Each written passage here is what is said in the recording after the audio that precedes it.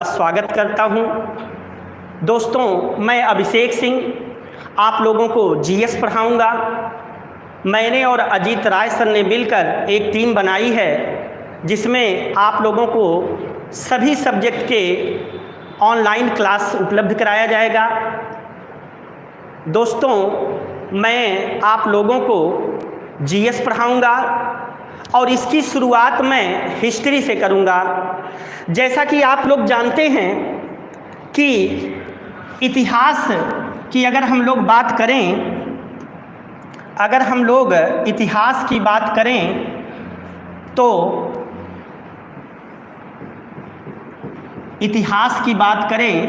तो आप देखेंगे कोई भी परीक्षा हो, चाहे वो यूपीएससी की हो या राज्य स्तर की जो परीक्षाएं होती हैं, कोई भी परीक्षा हो, छोटी परीक्षा हो, बड़ी परीक्षा हो, सभी एग्ज़ाम का केवल पैटर्न अलग होता है। और अगर हम आप लोगों से एक बात बोलें बच्चों कि अगर आपको थोड़ी देर के लिए वनडे की तैयारी करना है तो आप लोग कोई चीज़ उसे बहुत इजी वे में कर सकते हो, आपको केवल उस चीज़ की जानकारी होनी चाहिए। लेकिन अगर आप किसी बड़ी परीक्षा की तैयारी करते हो तो उसमें जो आपके सोच का दायरा होता है वो थोड़ा सा बढ़ जाता है।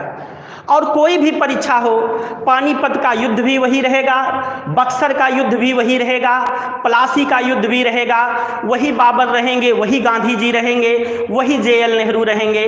तो कहने का मतलब अंतर क्या हो जाता है?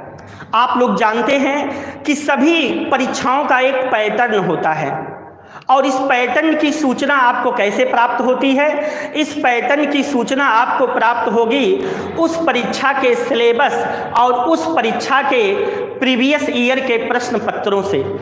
अगर आप लोग उन परीक्षाओं के प्रश्न पत्रों को आप लोग गहन रूप से विश्लेषण कर रहे हैं तो आपको ये मालूम हो जाएगा कि आपको क्या पढ़ना है या तो आपको कितने गहराई तक जाना है।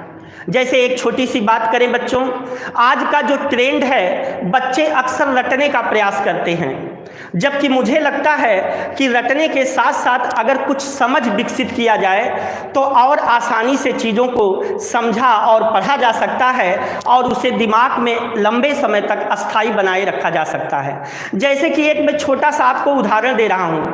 बच्चे पढ़ते हैं कि इल्तुतमिश का नाम जानते होंगे आप। इल्तुतमिश को दासों का दास कहा जाता है। आप लोगों को पता होगा बच्चों कि गोरी, मोहम्मद गोरी जिसे आप जानते हैं, गोरी का दास ऐबक था। ऐबक का दास कौन था? इल्तुतमिश था। इल्तुतमिश को दासों का दास कहा जाता है। क्या कहा जाता है? दासों का दास कहा जाता है। बच्चों, आप लोगों को पता है कि जब ऐबक की मृत्यु हुई, इल्तुतमिश गद्दी पर बैठता है तो ये अपनी राजधानी लाहौर से दिल्ली लेकर आता है। अब वनडे का एग्जाम है तो इतने में आपका काम चल जाएगा। उसने अपनी राजधानी लाहौर से दिल्ली स्थानांतरित कर दी। लेकिन यदि आप बड़ी परीक्षाओं की तैयारी कर रहे हैं तो आपको केवल ये जानना होगा कि अगर इल्तुतमिश अपनी राजधानी परिवर्तन करता है तो क्यों करता है, क्या कारण था उसका। जैसा कि हमने बताया कि गोरी का दास ऐबक था, ऐबक का दास इल्तुतमिश था। ऐबक की मृत्यु के बाद आप देखते हैं होता क्या है बच्चों, अभी तमाम गोरी के दास जीवित थे। अगर इल्तुतमिश लाहौर से शासन करता तो शायद उसके विरुद्ध तमाम षड्यंत्र होते।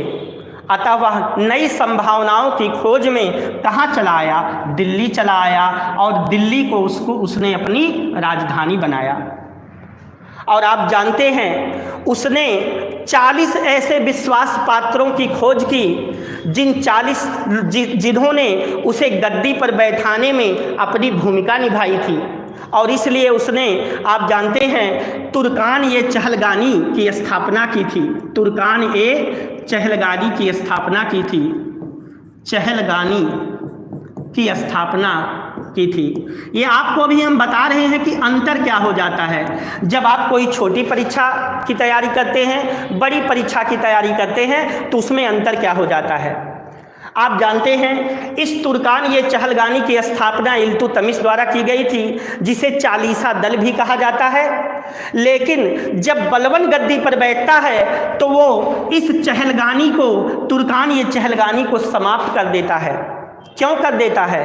क्योंकि वह तुर्कान ये चहलगानी का सदस्य रह चुका था और उसे इस बात का इल्म था, उसे इस बात की जानकारी थी कि ये जो महत्वाकांक्षी अमीर हैं, जो चालीसा दल में शामिल हैं, ये लोग राज्य के विरुद्ध किस प्रकार का षड्यंत्र करते हैं।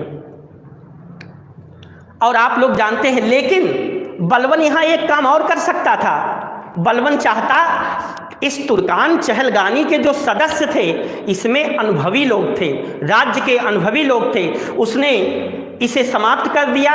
इनके अनुभव से वह राज्य को कोई लाभ नहीं दिला सका, वंचित हो गया।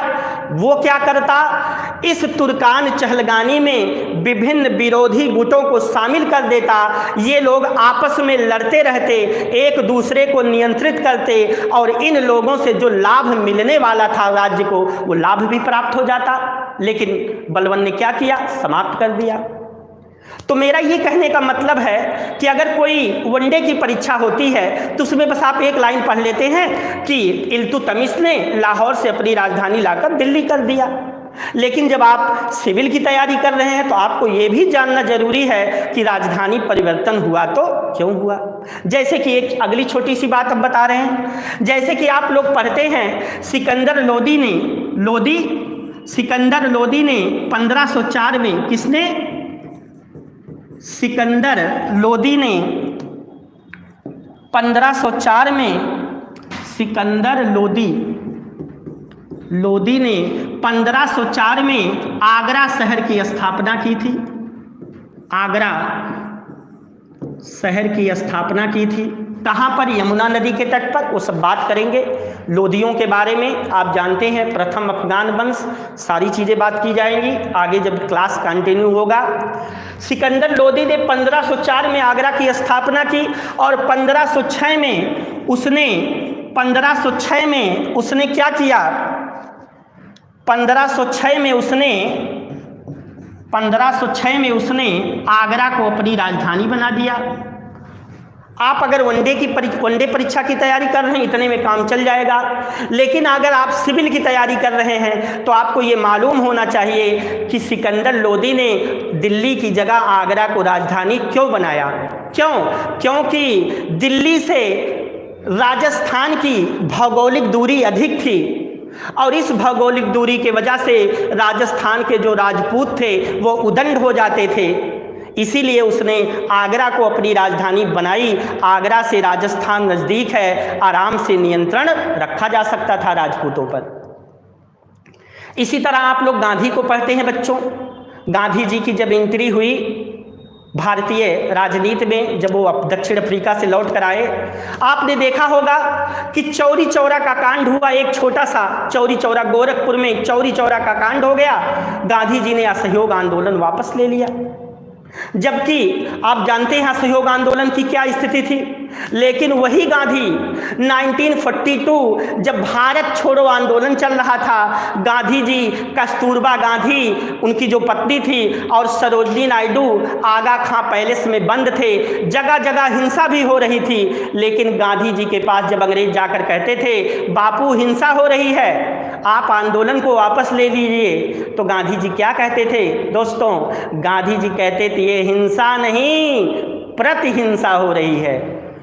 क्योंकि गांधी इस बात से उनको जानकारी हो गई थी कि भारत का एक बड़ा जन समुदाय इस आंदोलन में शामिल हो चुका है।